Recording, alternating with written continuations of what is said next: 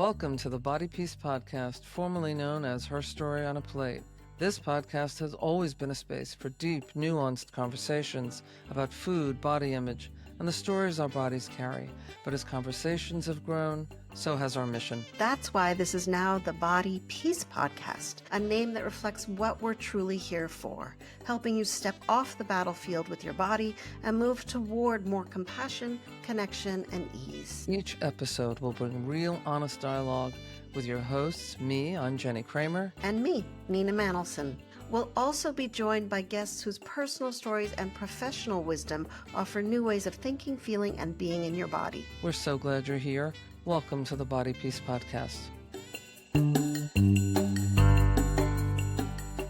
Jennie, we had to have this conversation. Yes, we had to have this conversation eventually. It's about sleep, because you and I have talked about sleep a fair amount just when we're chatting together. And it's so related to our relationship with our food, with our body, with how our mood, with everything. Guilty as charged. I don't sleep. I'm just telling you right now, I don't sleep. Yeah, I'm not a great sleeper either. I haven't slept a full night, actually, probably since menopause began. Mm-hmm. But then on top of that is everything that we do with our schedules. You know, we're supposed to fit everything in. Yeah. As women, we leave two things to the end of the day: sleep and peeing. We forget to do both. So that's why we're talking about this. So we need to talk about sleep.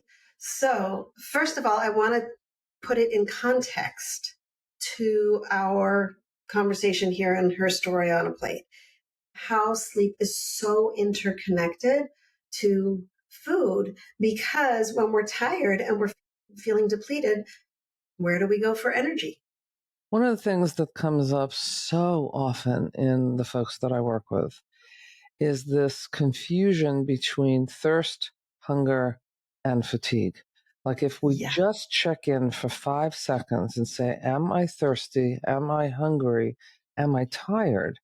Then you at least have a choice about what has to be addressed. If you're tired or you're thirsty, food probably won't do it, but you won't discover that until it's too late. If you're thirsty, obviously you want to make sure you're hydrated. If you're tired, don't take a nap, please, if you're driving to work. But if you're in a place where you can rest your eyes, meditate, do something like that, your body will appreciate it more than giving it what it didn't ask for. Yeah. And there's something baked into what you said, which is checking in with your body. So what we're talking about right there is a very powerful awareness, which is interoceptive awareness. What's happening inside our body, which most of us in a busy day are not as connected. We're connected with what's happening at work. We're connected with what's happening to our parents, to our kids, to our environment. So that moment of, let me ask, am I tired? Am I hungry? Am I thirsty? And allowing ourselves that moment of what is happening inside. Yeah, and it does take a moment, doesn't it? It takes a moment to really ask your body the question and see the answer that you get. Then you have a choice about how you want to respond, but at least check in. And those three things, hunger, thirst, and exhaustion, really. I could say tiredness, but most of us are actually experiencing exhaustion. We will experience them most likely in different places in our body. And so to really take a moment, close your eyes and scan inward. What do I feel? Where is sensation? Because even that can help us, right? Is the sensation sort of lower in my body? Is it like sort of tummy area? Is it headachy? Those are the places where hunger shows up a lot. I have a headache. I have a grumble in my stomach. Or is it mood related? I'm irritable, right? That could be hunger, but it could also be exhaustion. Thirsty often is that feeling like I'm parched, which sometimes can feel like hunger. But to really be in this, like, where is this? What is this? Be in decoding the way you would with somebody who was smaller than you. You'd be like, so honey, how are you feeling? Do you need something to eat? You want to take a nap? Like, it sounds simplistic, but so essential. You're raising something so interesting about how we treat others versus how we treat ourselves, Yeah. right? So imagine some positive parenting voice that says to you as an adult, whether they're in the room with you or not, whether they're alive or not, says to you, honey, what do you need? Just Mm-hmm. imagine that. I mean, as women, it's very hard sometimes Mm-hmm. It to let is. others really just offer it up, even if it's just a Yeah. voice in our head, let alone partners and other people that we work with and live with. But to imagine, whatever is that safe, either maternal, parental, caregiving voice that says, honey, take a moment. What do you need? Are you hungry? Mm-hmm. You're tired? Are you thirsty? Right? And Yeah. it sounds like we're putting a lot of emphasis on this, but we are, because I really think we confuse the cues all Yeah. the time. Yeah. And so in our efforts to do everything, and I think I've mentioned this before, I remember seeing Gloria Steinem at a conference maybe over a decade ago. She was just ridiculously compelling. And one of the things she said, and I'm paraphrasing obviously, was, when I said that women can do anything and everything, I didn't mean they had to do it all at the same time and all Yeah. at once. You're Mm-hmm. allowed to have multiple roles, but you don't have to do everything at the same time. We Yeah. tend to fit it all in. Our role as professionals, as parents, as partners, as siblings, as friends, we put everything first in the Yep. same pot. So it's time to just take a moment. I mean, listen, hopefully, if you're listening to this podcast, that you have a moment right now to listen in a way that isn't while you're doing 17 other things. Yeah. Maybe it's while you're taking a walk. Maybe it's while you're just sipping on a cup of something warm, whatever it may be. But Yeah. just to allow yourself the time. Jenny, I want to loop back to that gentle voice, right? Because that gentle voice can bring us to a place of supporting ourselves to sleep. Because if we had a small person in our household, we would likely say, honey, it's time to go to bed. Mm. Get off the sofa, put down your electronics, go wash up, and lights out. We would not say, okay, stay on the sofa until you're completely exhausted, then try to go wash up, then hold on to your phone for another half hour until it drops out of your hand because you're so tired and you've fallen asleep with lights and sound on. We would not do that. Guilty. Right. Guilty. Okay. Right? So, how to be that supportive voice, that supportive Mhm. presence for ourselves when it comes to sleep. And this is the section I want to get into is why sleep is so essential. So, Jenny, would you kick us off? Because I feel like we need reminding of why we need to give this to ourselves. Well, sure. I mean, so let me start with this.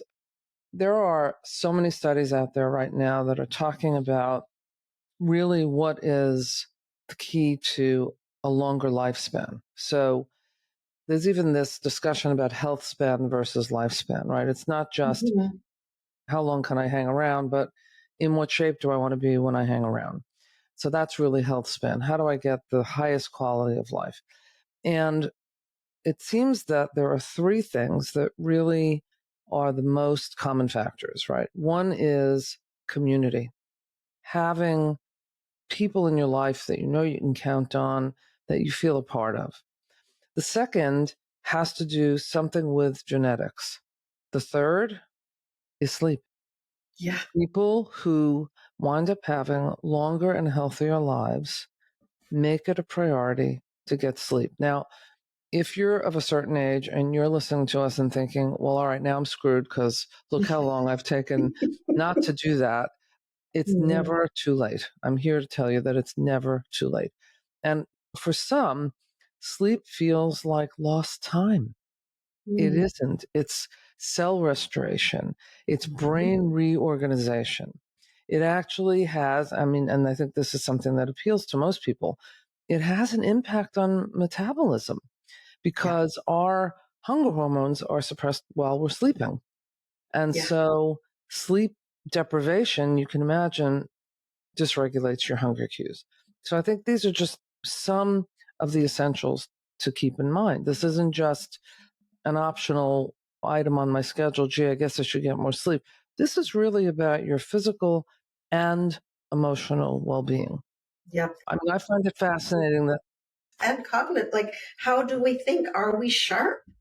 And I want to drill down a little bit around the metabolism and the hunger hormones. So there's ghrelin and leptin. And when we don't get sleep, they are not at the levels that we need to know I just ate a burger and now I am full, right? Our ability to experience I am at fullness, I am sated, gets weaker when we don't have sleep. You bet. We're also talking about things like safety. I mean, we all, well, most of us drive, and we drive tired. Yeah. And we're driving tired and possibly listening to something and trying to catch a text at a light. It's all very risky behavior. Well, speaking of risky behavior, let's take it out of the car and put it into our primary relationships. Mm-hmm. Okay. We don't sleep. And then what's the conversation like? Right? How are we being as the person that we want to be or we wish we were in relationship, where we're patient and we're listening both to our partner and to our kids or our parents and to ourselves? We're not at our most heart wide open because when we don't sleep, we're in survival mode. We are literally in survival mode. It's interesting that you used that phrase. On a neurobiological level, we really are in survival mode. Mm-hmm. And it's easier to get more irascible and more easily upset at things. It's easier to not quite comprehend and misunderstand what you think you heard, and then to be irate about because you know you're right about what you heard and actually you're not. So it really can affect everything. And look, I have a great deal of compassion for people that say, well, you know what, but here's the thing. I have 2 jobs, and so that's my schedule. Or listen, I work a night shift and that wreaks havoc with my body. Or, it's really not my fault. I haven't slept since menopause. And so what do you want me to do about that? Well, there's plenty to do. But I think what we're both saying is that the first step is really just taking a breath and taking a moment to recognize, wow, my sleep is really neglected and it's affecting me metabolically, cognitively, emotionally, physically, in every possible way. And I deserve to put my attention and my focus on sleep. I deserve to take whatever the time is or get the support that I need or bolster all the systems that I know. Because we all know a lot of the things, right? We all know stop drinking caffeine after 1. We all know make it dark in our room. We all know put away the electronics, right? There's basics that we know. But what else? Are you doing the basics, right? And then what else are you doing? Because there's been a time recently that I've been having these wild dreams and getting up in the night and then sort of a little wired and not able to sleep. And so the tendency is, let me pick up my phone. And I noticed those nights, worst possible choice, right? Like just game over. And so what I've been doing is, no, don't pick up your phone, pick up your eye patches. And for me, eye patches, just the kind that just lay on your eyes, the little strap in the back that are a little bit puffy. To me, it's akin to putting those little sheets on top of a bird cage and saying, okay, birdie, nighttime for you. It is dark. Because often when am I waking up at like 4:30 when the sun is coming up? Oh, the sun's up. Oh, there's a little light coming in my room. I have to say to my body, stop. Even if you don't fall asleep, this is what I've said to myself for many years. Yep. Even if you don't fall asleep, laying here with eye patches on in the dark, with one hand on my heart and one hand on my solar plexus and breathing gently, that is restorative. Now, 8 times out of 10, I'm asleep in 15 minutes. Okay. Sometimes I'm not. But I remember in the time where I was listening to a gazillion meditations to help me sleep, this one meditation said, lying, patiently waiting for sleep is more restorative than trying to get up and do something, than trying to like worry about how much sleep you're going to get. Mm-hmm. Be patient with yourself. And I will also say that you have to have a time limit on that. So if you've done everything you just said and 45 minutes goes by and you're really not falling asleep, at that point, it's actually advised to get out of bed, go to another room quietly, gently, not put on a backlit device, but to do something soothing out of the room in which you normally sleep, like reading, listening to some music. If you're going to read, obviously, it has to be a paper book or something that's, really, really low light until you start to feel a little sleepy and then go back to your bed. Because if you keep tossing and turning in your bed, that's what your body remembers. And then it's harder and harder each time to fall asleep in your own bed. You mentioned breathing. And I just want to say that there's this 4-4-4-4 method, 4-4s. Mm-hmm. I call it the square breathing. Yeah. Yes, perfect, right? So you take a breath in for 4 seconds and you hold it for 4 and you let it out for 4 and you do it 4 times. And I'm told that if you listen to our podcast long enough, you will fall asleep. You So will we're just fall doing asleep. our part for all women across America. So yeah. There you go. But the question that I would ask also is, what has worked for you in the past? We all know all the things. We all know all the things. So what has worked? What is soothing? And what do you know disrupts your sleep? Because we're smart enough at this point. We have lived a year or two in our bodies and we know what is going to serve us and what isn't. Right. And so, our invitation today to you who are listening to this is to say, how can I best support myself to get the kind of rest and sleep that I deserve? Because it will impact everything about your life. Yeah. And I do want to come back again to the relationship between a lack of sleep, a chronic lack of sleep, and not getting enough sleep, and how it affects our relationship to our bodies and to food. Because I think it's a critical connection. Yep. It's not just about the fact that your metabolism is absolutely being slowed down. It's that everything you do is actually slowed down and taking so much more energy to do. And so it really does affect literally everything. Now, I am certain there are folks listening who are thinking either, well, yeah, I know. Yes, this is me, but I really don't know what to do about getting more sleep. My day is too full. Well, you actually just said it.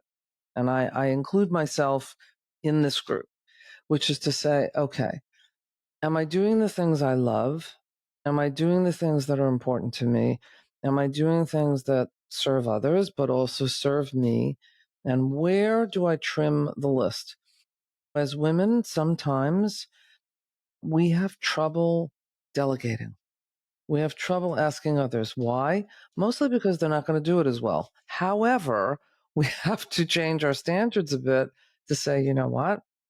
I can't do it all. I literally cannot do it all. I can keep trying, but every time I do that, I'm sleeping less and less and literally shortening our lives.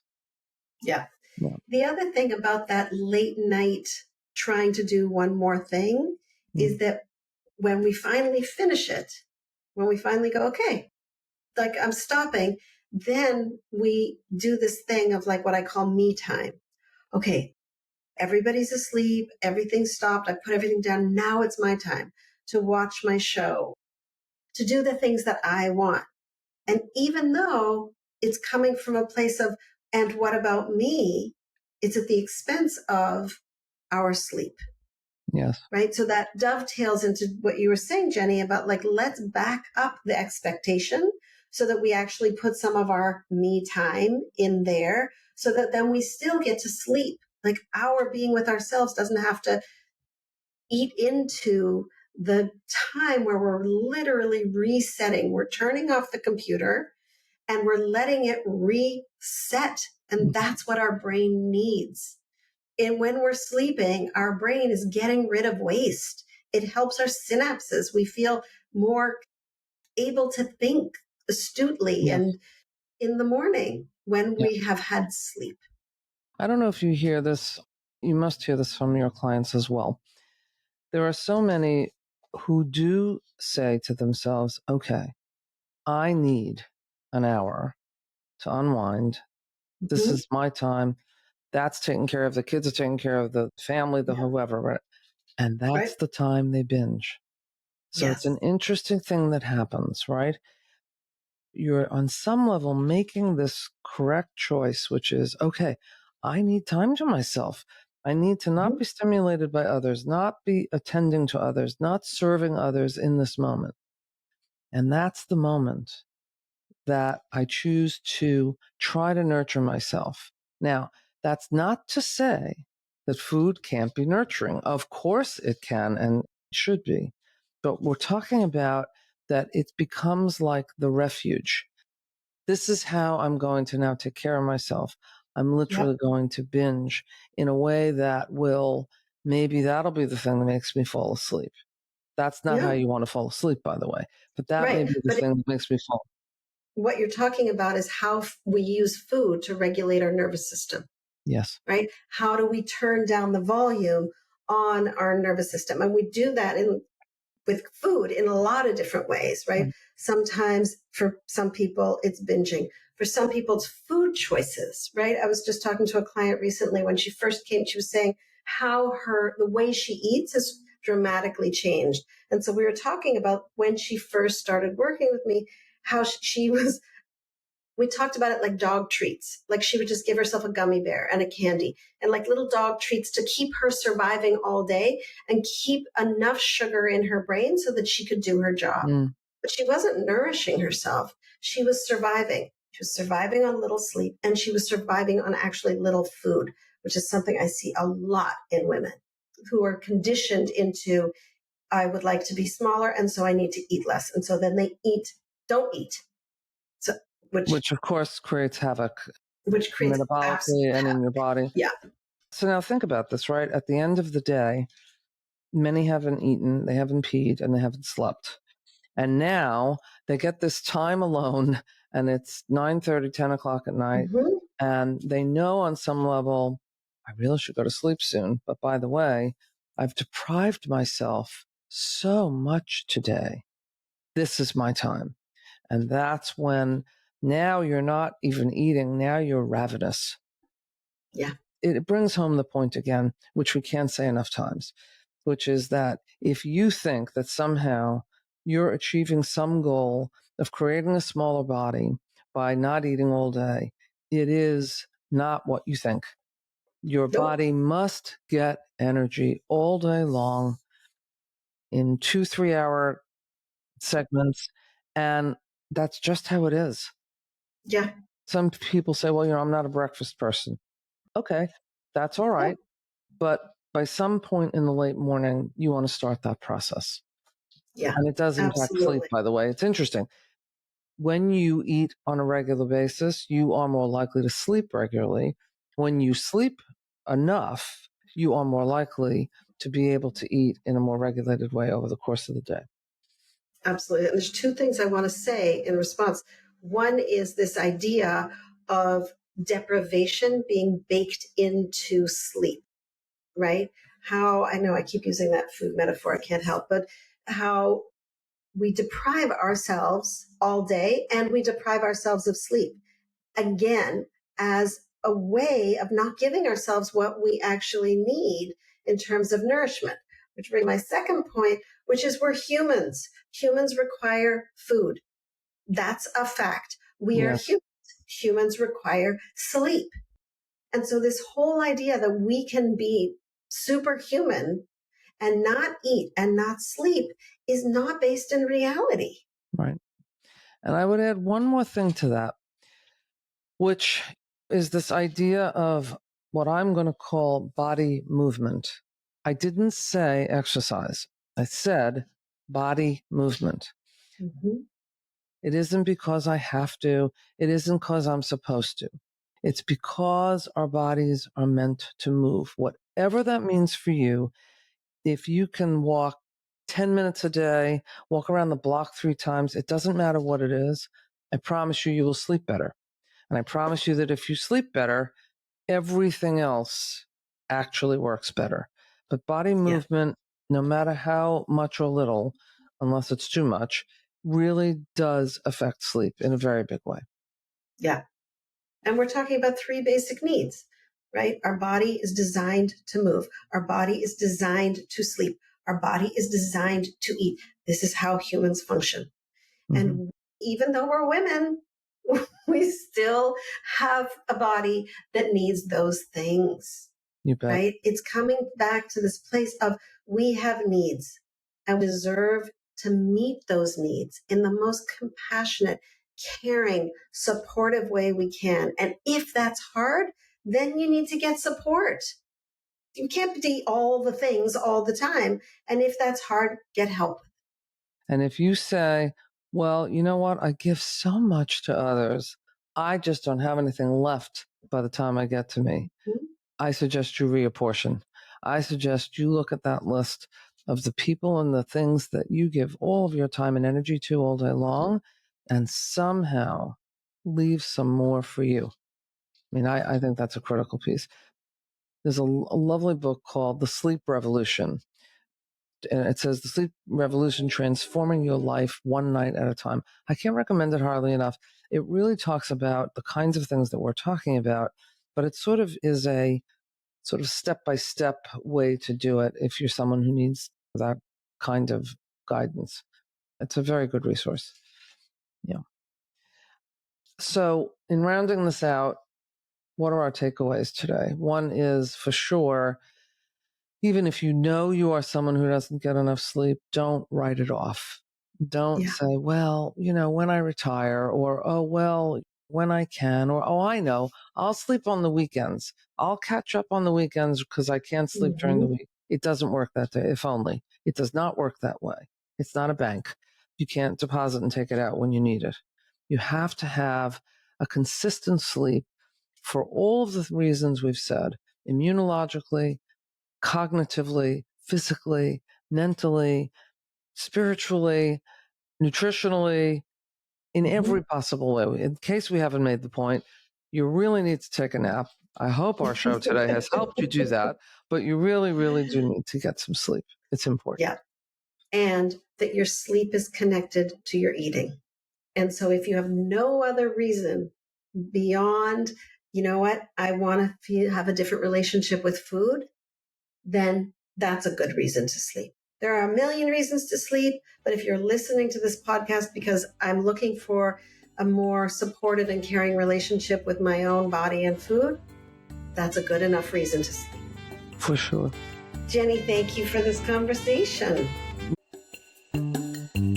We're so glad you joined us on this episode of Body Peace. Stay connected as we continue exploring what it means to live in your body with more ease, trust, and care by subscribing to Body Peace on Apple Podcasts, Spotify, YouTube, or wherever you listen. Be sure to visit us at bodypeacepodcast.com for special bonus content for those on our mailing list.